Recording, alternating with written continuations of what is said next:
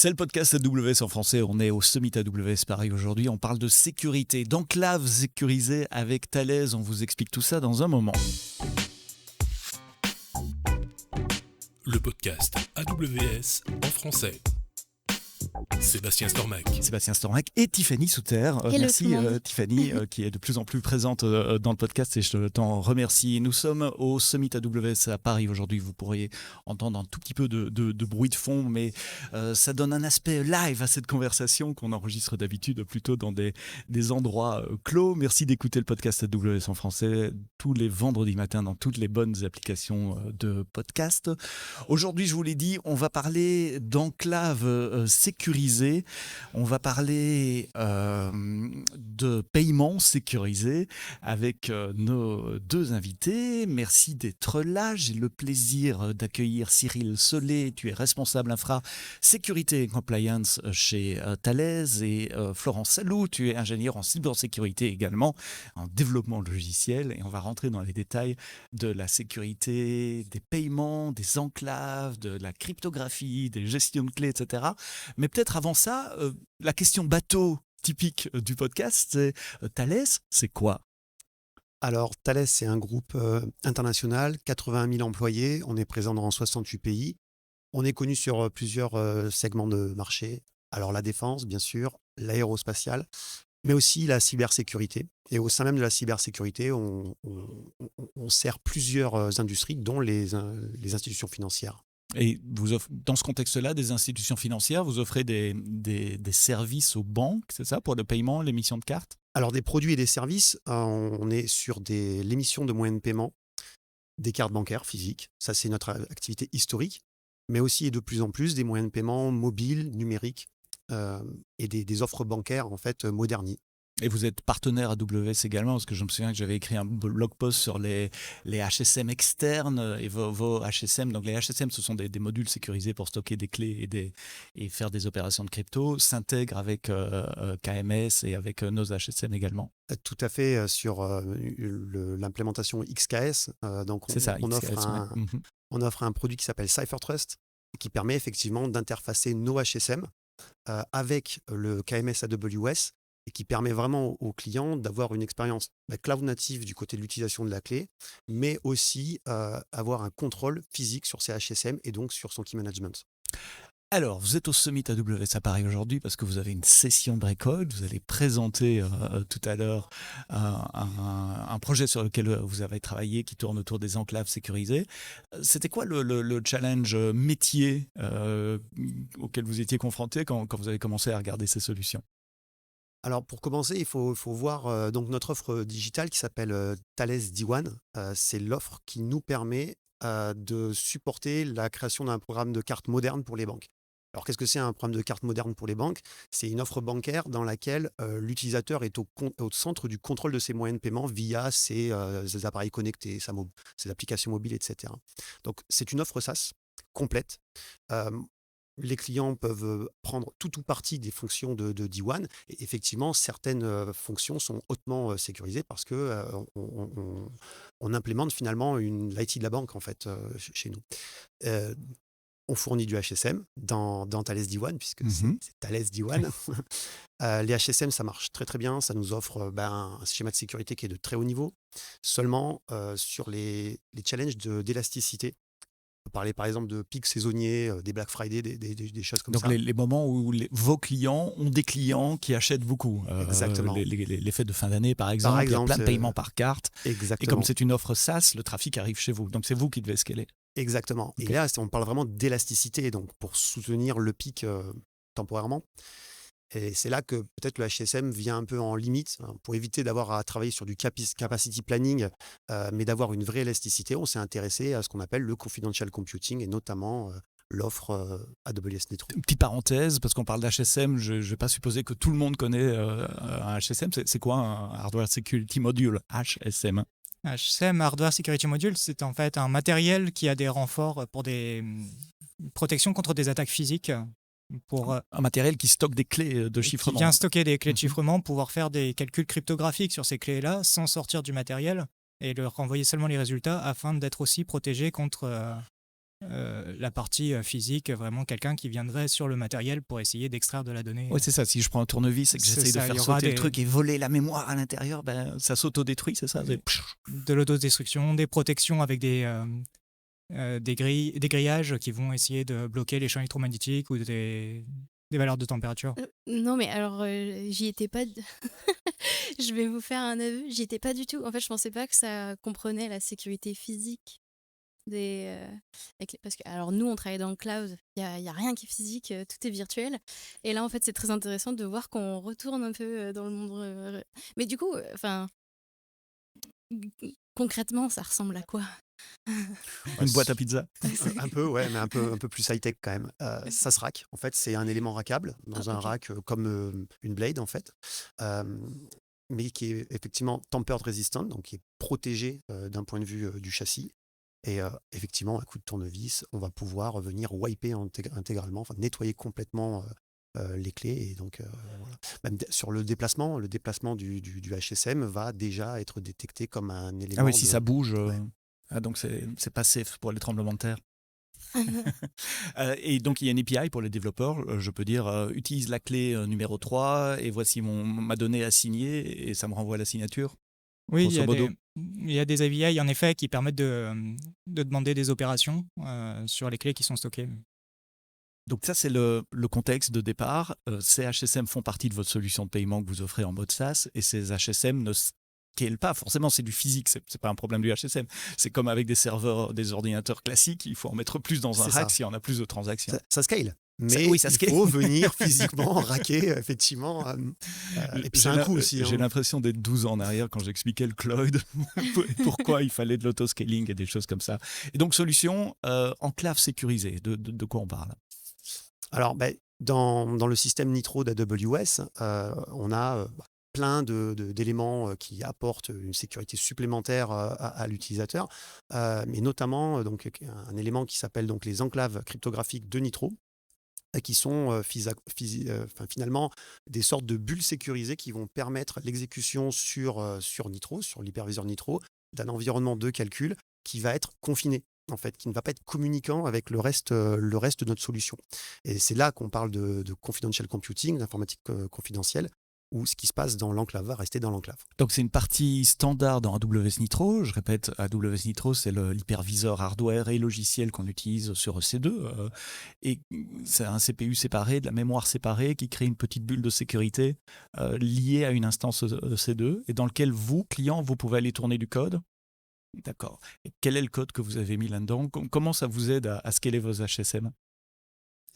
Là, à ce niveau-là, on a intégré en effet dans le code de cette enclave un key management system où on a recréé des API de cryptographie à ce niveau-là, mais qui viennent piocher les clés dans les HSM avec un canal qu'on a créé entre l'enclave et le. Donc vous avez mis un client de vos HSM, un client logiciel de vos HSM dans une enclave sécurisée sur EC2. C'est exact. Et ce client, il délègue à l'HSM? Non, parce que sinon, on ne résout pas le problème de scalabilité. Il va chercher les clés. Il va chercher des clés qu'il va pouvoir mettre en cache et il vient déléguer du coup des calculs cryptographiques. Et donc, les calculs crypto se font sur l'enclave sécurisée et plus sur le HSM. Voilà. C'est ça l'idée. J'ai une question naïve. Je pensais que dans un HSM, on ne pouvait pas sortir les clés. Ça dépend de la clé. Avec un HSM, en fait, c'est une plateforme qui est très versatile. On va pouvoir faire beaucoup de choses qu'on veut. Et en fait, ce qui est intéressant, c'est de voir le schéma de sécurité qui est implémenté avec le HSM. Donc, effectivement, ton point est très, très bon parce que notre système d'élasticité sur enclave ne va pas être éligible à tout type de clés et à tout type d'algorithme. On a de la régulation, on a des contraintes locales aussi qui ne vont pas nous permettre de faire ce type d'opération avec tout et n'importe quoi. Il faut voir un use case de cryptographie générale. Sur notre plateforme D1, la cryptographie, on en utilise beaucoup. On utilise plus de 500 millions d'opérations cryptographiques par mois. Et effectivement, avec le parc grandissant, on est très friand de cryptographie. C'est un peu notre marque de fabrique. Mais on a des besoins croissants, voire même exponentiels de cryptographie. Et effectivement, c'est là que l'enclave peut prendre une partie de ce rôle. Mais une partie. Et donc, c'est pour certaines opérations uniquement. Et bon, on peut détailler quel genre d'opération typiquement, tout est lié au cycle de vie de cette clé. typiquement, tu souhaiterais une protection at rest de tes données dans une base, mais que tu ne veux pas avoir une confiance complètement aveugle sur ton service provider, AWS dans ce cas-là, tu vas venir faire une encryption applicative sur les données que tu stockes dans, par exemple, DynamoDB. Cette clé, ce n'est pas une clé bancaire, ce n'est pas une clé de paiement, et c'est une clé cryptographique. Chez Thales, ce genre de clés, on les traite aussi dans un HSM. Ça, c'est typiquement quelque chose où on a un gain massif à utiliser de l'enclave qui va venir être un peu un chaînon manquant entre l'applicatif pur et le hardware. Tu as parlé de le cycle de vie de la clé. Ça dure plus ou moins longtemps. Comment dire, il faut régulièrement changer. Je vous pose des questions très naïves parce que moi, en sécurité, j'y suis pas du tout là. Mais... non, alors, il y a plusieurs éléments qui vont effectivement déterminer le cycle de vie de nos clés de chiffrement. D'ailleurs, c'est clés et puis c'est aussi certificat. Pour l'asymétrique, certificat, on connaît un peu plus parce qu'on est tous utilisateurs d'HTTPS. Et là, il y a déjà des dates de péremption qui sont d'expiration qui sont dans le certificat. Donc là, je ne vais pas en parler. Je vais vraiment parler des clés. Les clés, c'est propre en fait au use case.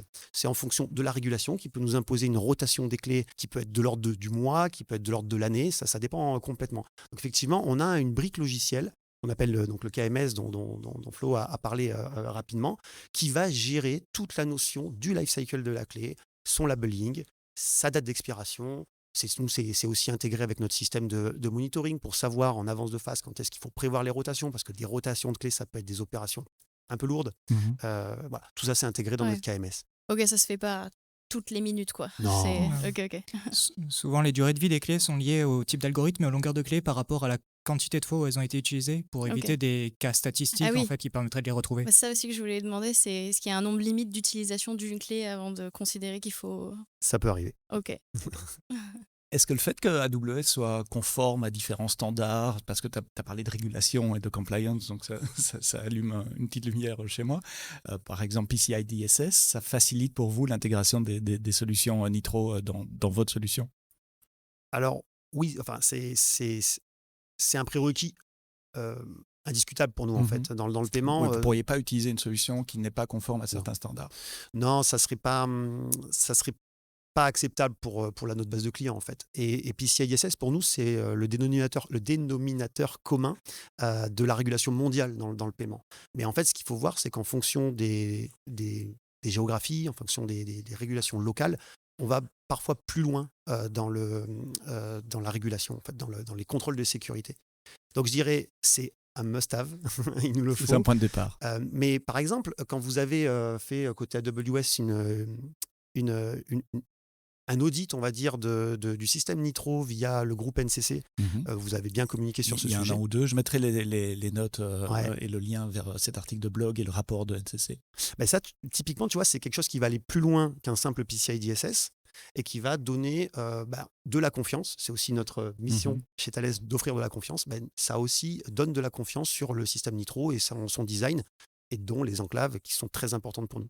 Je voudrais revenir sur les enclaves au point de vue technique. C'est quoi développer pour une enclave? Je suis développeur, je sais écrire du code Java, je sais le déployer, mais ça veut dire quoi? Parce que c'est un environnement extrêmement restreint.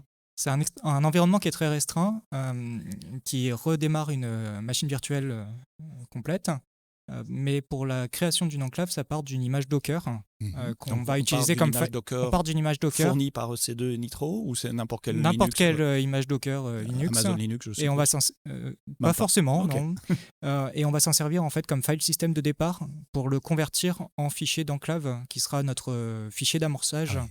Donc ça, c'est important. C'est pas Docker qui tourne dans les enclaves. C'est pas Docker qui tourne. On utilise le format d'image Docker, le layout file system, pour générer l'image, le truc binaire qui va être injecté dans. C'est la partie binaire qu'on va avoir. Après, il y a toute la complexité en fait de mise en connectivité, parce que, comme on disait, c'est une partie restreinte. Donc, il faut rajouter par rapport à du Docker standard des flux de connectivité. Donc, c'est un protocole qui s'appelle VSOC. Qui n'a pas du tout de couche TCP et du coup passer par ce système d'échange qui est rajouté par rapport à une simple image Docker où on peut ouvrir un port. Donc VSOC, c'est le protocole que les applications qui tournent sur l'instance EC2 vont utiliser pour parler à l'applicatif qui tourne dans l'enclave? C'est ça, c'est la communication via le processeur entre l'AVM EC2 et l'enclave. Et ça, c'est standard ou c'est quelque chose propriétaire d'AWS? Non, c'est quelque chose de standard. On a pu le tester sur des serveurs Linux standards avant de le mettre en place en système d'enclave. Et ça ressemble à quoi techniquement? C'est un pipe STDIO ou... C'est un pipe qui fonctionnellement est très proche du TCP. C'est juste le canal qui est différent et qui du coup faut rouvrir toutes les sockets.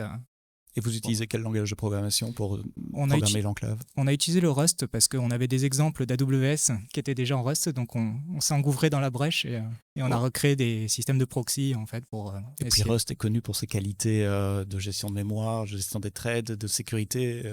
C'est quelque chose que j'ai complètement découvert avec ce projet-là et oui, ça nous a pas mal aidé sur la partie validation et prise de risque sur les gestions des. Comment tu testes sur ton laptop? T'as un protocole VSOC local pour tester? C'est le premier niveau déjà, on a un protocole VSOC qu'on peut ouvrir sur Linux qui est déjà préinstallé. Et après, au fur et à mesure des implémentations, on peut aller jusqu'à une enclave en essayant de faire communiquer des petits messages. Et donc le code qui tourne dans l'enclave, je répète, si vous avez perdu le fil de cette conversation, c'est un code client de vos HSM matériels qui va aller chercher certaines clés et réaliser des opérations de crypto comme de la signature, du chiffrement. Oui, c'est ça.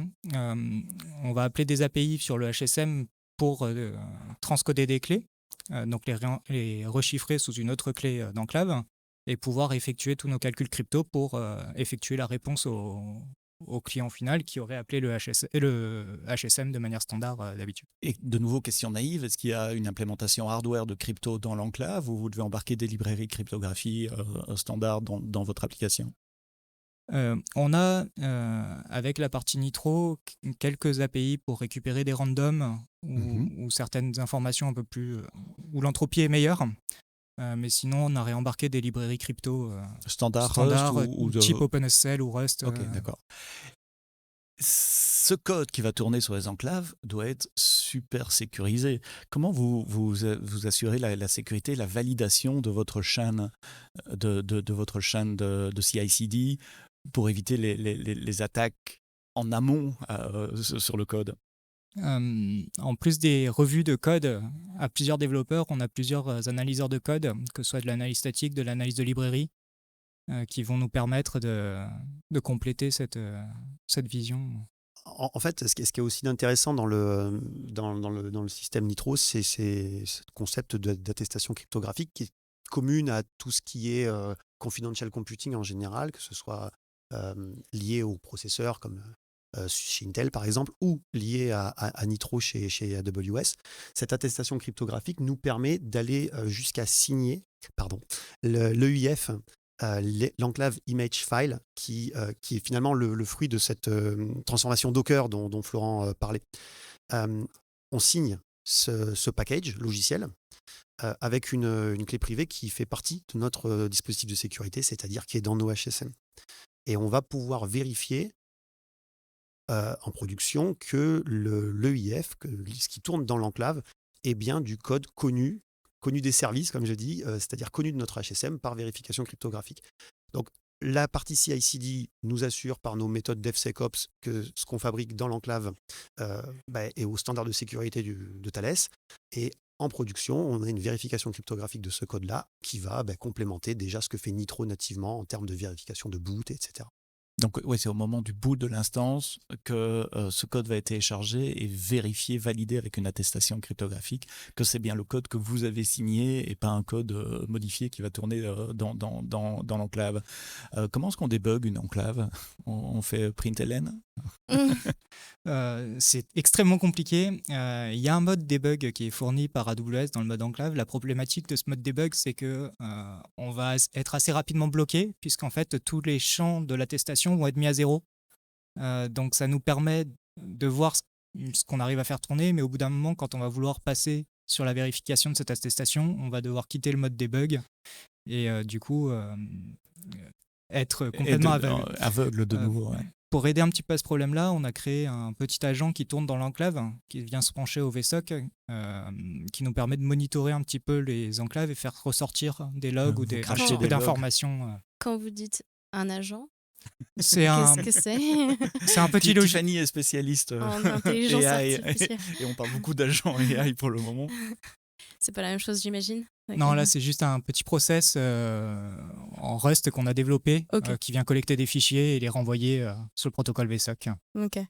C'est un bon segue sur ma prochaine question. C'est quoi les challenges que vous avez eus pendant le développement de ce projet? Le debugging, visiblement. Donc, le debug en est un. Toute la partie communication aussi en est un, puisqu'on a l'habitude de communiquer en TCP assez facilement maintenant. Et là, du coup, tous les flux réseau étaient coupés, les cartes réseau étaient coupées par défaut. Donc, on s'est fait avoir plusieurs fois en démarrant les cartes réseau, en remettant du réseau déjà au sein de l'enclave pour que les services entre eux communiquent, rouvrir des flux avec les VSOC, pouvoir communiquer jusqu'à notre HSM, puisque du coup, il fallait convertir nos flux et rouvrir des tunnels en HTTP via un protocole VSOC. Oui, ça fait pas mal de code bas niveau ça fait, dont il faut toute se une charger. partie socket qui était à remettre. Il n'y a pas de socket dans une enclave? Enfin, si, il y a les sockets VSOC justement, mais qui ne sont pas développés pour une couche. Sur VSOC jusqu'à l'instance pour pouvoir faire de l'HTTP sur votre HSM, c'est ça? C'est ça. Donc le HSM est exposé en HTTP puisqu'on a une surcouche KMS au niveau du HSM externe.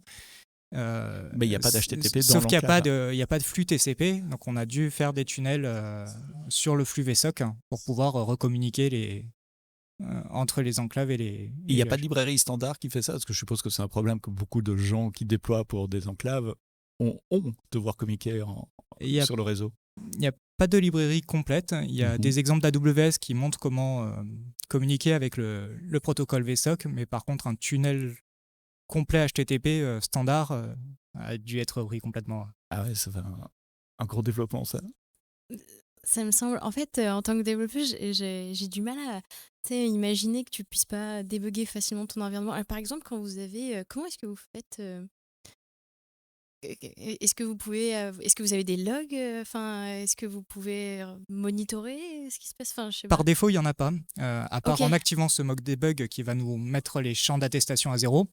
Donc il y a une première étape où avec les images Docker on va pouvoir faire tourner le code. On a resimulé aussi des attestations qu'on a resignées nous donc sans la signature AWS pour essayer de refaire des tests déjà sans les enclaves. Et après on est monté avec les enclaves en mode debug pour les débuts, voire les initialisations. Et après sans mode debug et grâce à cet extracteur de log qui nous permettait d'avoir de l'information. Ça me semble si compliqué. Mais c'est vraiment la plus-value à notre sens, parce que dans la présentation qu'on fait tout à l'heure avec Nissar d'AWS, on parle des 2 dimensions de confidentialité qui existent. Donc le client final veut être protégé de l'opérateur AWS, mais il veut aussi être protégé d'un Thales et d'un opérateur Thales qui va venir opérer une portion sensible du code. Et ça, c'est extrêmement important. Et le prix à payer pour avoir cette garantie, c'est exactement ce que dit Florent, c'est-à-dire être dans une bulle sécurisée, en boîte noire, on voit rien, on ne peut pas se loguer, on ne peut rien faire. Alors on peut le faire en debug, ça ne marche pas en prod, parce que l'attestation, elle ne marche pas. Et finalement, c'est un mal pour un bien, parce que c'est vraiment l'argument puissant de dire, ok, pour reprendre ta question, on sort du key material de nos HSM, mais pas n'importe où. Un des challenges, du coup, c'est d'en mettre le moins possible dans cette enclave. Parce que si on commence à prendre un bon vieux macro-service, le mettre dans l'enclave, je pense que techniquement, ça doit le faire. En termes de debug, bon courage. Ouais, c'est impossible à débugger. On parle de quelle taille, quel CPU, quelle mémoire? Ça peut aller jusqu'à quoi le code qui est déployé là? C'est vraiment micro ou c'est confortable? Il y a quand même une certaine taille initiale puisqu'on a toute la partie VM à initialiser avec un kernel Linux tout de même. Au moins une machine virtuelle Java. Rust. Il n'y a pas de machine virtuelle Linux, pardon, plus. Voilà, en fait, il y a au moins cette machine virtuelle. C'est-à-dire qu'en dehors même de notre code, qui est de la taille d'une image Docker, après ça dépend du code que l'on met dedans, il y a ce kernel initial qui a à prendre en compte et à charger en RAM du coup et à utiliser. Et après, au niveau des EC2, il faut dédier au moins un processeur, une partie de RAM qui peut charger l'intégralité de cette image d'enclave. Donc nous, comme on a pas mal de systèmes crypto dedans, on était autour de 8 gigas total et 2 processeurs minimum. C'est déjà confortable, on ne parle pas de IoT ici ou de device embedded. Voilà, donc on a déjà pas mal de taille et après les EC2 sont assez ouvertes pour prendre plus gros et améliorer les performances. Il faut utiliser certains types d'instances EC2 ou c'est relatif. Enfin, il faut des instances Nitro, donc, mais ça, c'est toutes les instances modernes, évidemment, mais ça peut être Graviton, Intel, etc. Ouais, c'est vraiment large. Au début, c'était quelques instances. Effectivement, maintenant, sur même des processeurs pour l'IA, on trouve aussi ces capacités d'enclave. Et puis, on peut aller jusqu'à 4 enclaves, si je ne dis pas de bêtises, par machine. En séparant. Plus que ça, si on prend des machines plus grosses qui ont 32 processeurs par exemple, en fait, tant qu'on garde un processeur pour le C2 host, on peut charger autant qu'on veut, tant qu'on est disponible dans toutes les régions également. Il n'y a pas de question de région, puisque c'est la base de la technologie de C2. S'il y a EC2, il y a des enclaves, enfin des EC2 modernes. En termes organisationnels, vous êtes dans 2 BU différentes. Non, vous êtes dans la même BU, mais je veux dire en termes de communication entre l'engineering et la partie métier chez Thales aussi. Là aussi, il y avait peut-être des challenges moins techniques cette fois. Effectivement, des challenges organisationnels. Donc, tous les deux, on est dans la même business line, mais c'est vrai qu'on n'est pas dans la même direction technique, on va dire. Moi, je suis dans la partie digitale qui opère donc cette offre Thales D1. On fait aussi le développement de tout ce qui est business, métier. Par contre, toi, Florent, tu es dans la partie plus crypto. Plus cryptographie, mise en place de systèmes de key management system. Et donc, on a l'habitude de gérer ce produit-là et on a créé cette extension-là. C'est vrai qu'un petit peu indépendamment, donc sous demande en effet de Cyril, mais de manière un peu indépendante en gestion. Et alors, dehors de l'enclave, tu as parlé de communication réseau avec vos HSM. Ça se fait pas au travers d'Internet. Je suppose que vous avez des VPC, Direct Link, et tout est contrôlé. Enfin, vous êtes dans un environnement cloud contrôlé qui se reconnecte à votre environnement on-prem de façon contrôlée aussi. Exactement. Nos HSM ne tournent pas sur AWS. Non, parce que c'est le principe. Parce qu'on peut pas les raquer sur AWS. C'est le principe. Oui, et puis c'est le principe de séparation. C'est aussi. ça. Oui. Donc effectivement, on est sur du Direct Connect, on a du VPN. Donc tout ça, c'est on va dire privatisé, mais effectivement, c'est pas dans la région, donc il y a forcément un impact sur la latence. Là aussi, l'enclave va nous permettre, comme Florent a dit, d'avoir des clés en cache et optimiser des appels cryptographiques en fait dans notre VPC et minimiser les allers-retours, l'utilisation donc de ce lien privé et la distance, la latence. Donc vraiment, on est aussi sur de l'amélioration finalement du use case. Quelles sont les mesures que vous avez vues ou observées en matière de scalabilité maintenant que vous êtes en prod? Est-ce que ça marche? En gros, c'est ma question. Ouais, ça marche effectivement. Alors, on est en production, par contre, sur l'ensemble des 500 millions d'opérations cryptographiques. Aujourd'hui, pour donner des chiffres, on a 2 use cases cryptographiques qui sont éligibles à l'enclave. On démarre, mais c'est très, très, très prometteur. Et l'élasticité qui était l'objectif numéro 1 rempli, mais en fait, ce problème de latence et finalement qui va nous permettre peut-être de repenser un peu l'architecture de notre solution D1 dans les mois à venir. En fait, est la bonne nouvelle de notre expérience en enclave, parce que finalement, on peut se permettre d'être un peu plus loin que prévu de nos HSM, donc peut-être raisonner avec plus de régions AWS qu'avant. Tu as dit justement, il y a 2 use cases qui sont éligibles, c'est lesquels? Ce sont des use cases sur la protection, le transchiffrement de données bancaires de type numéro de carte bancaire. J'en montre un extrêmement simplifié dans la session tout à l'heure, pour pas perdre tout le monde. Mais ouais, on est sûr. On parle beaucoup d'intelligence artificielle. C'est un domaine qui me passionne. Mais j'ai l'impression qu'en cybersécurité, c'est peut-être encore un peu hermétique à ça. Est-ce que vous utilisez l'intelligence artificielle? Est-ce que ça fait partie de votre domaine ou pas du tout encore? Ouais, en fait, la keynote de ce matin était assez intéressante parce que, en tant que boîte française, CAC 40, etc., on se retrouve dans les chiffres que j'ai à partager, en fait. Donc oui, on regarde ces sujets-là. Aujourd'hui, on est beaucoup sur la productivité, sur l'aide à nos équipes de support pour scaler plus facilement. On a une croissance assez forte sur Thales D1.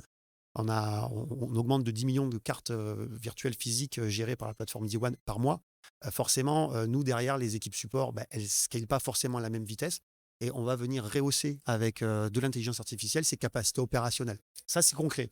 Après, sur la plateforme en elle-même, sur les assets qu'on gère avec cette plateforme, qui sont encore une fois des données bancaires, qui ne sont pas les nôtres, qui sont celles de nos clients, celles des utilisateurs finaux de nos clients, il y a quand même pas mal de barrières mentales encore à avoir. Je pense à la technologie, la sécurité dans l'IA qui va venir aussi nous aider. On travaille aussi sur ces sujets-là dans le département cybersécurité de Thales CDI, donc CSP on appelle, sur de la protection de prompts, de leakage de données sur la réponse, données par des modèles LLM. Ce genre de choses, on y travaille aussi et on l'intègre pour le moment plutôt, encore une fois, pour nos données opérationnelles en fait. Et c'est une bonne question pour nous amener à la dernière partie de cet épisode du podcast. C'est votre solution est en prod maintenant. Comment vous voyez le futur? Quel est le champ du possible que ça ouvre? Est-ce que vous pensez, sans dévoiler rien de confidentiel évidemment, ça va de soi, à quoi vous pensez pour après? Moi, comme ça, je vois deux axes. Un premier axe qui est purement technologique. Aujourd'hui, les enclaves Nitro, ça reste quand même une technologie qui est proche de EC2. Donc, si on regarde un peu le reste de l'architecture de notre solution, on a un tiers API qui est complètement serverless. On utilise énormément de containers. On a une stratégie Kubernetes pour gérer tout ce qui est conteneur métier. Puis là, du coup, on a des EC2. Le mariage entre Kubernetes et Nitro Enclave, c'est quelque chose qu'on regarde de près. Si on peut le faire nous, si on peut être accompagné par AWS, c'est des choses que je pense qui vont venir à un moment donné. Alors, je ne sais pas forcément encore sous quelle forme. Et ça, c'est l'aspect technique. Et sur l'aspect plus métier, en fait, on parlait donc de use case aujourd'hui. Ça reste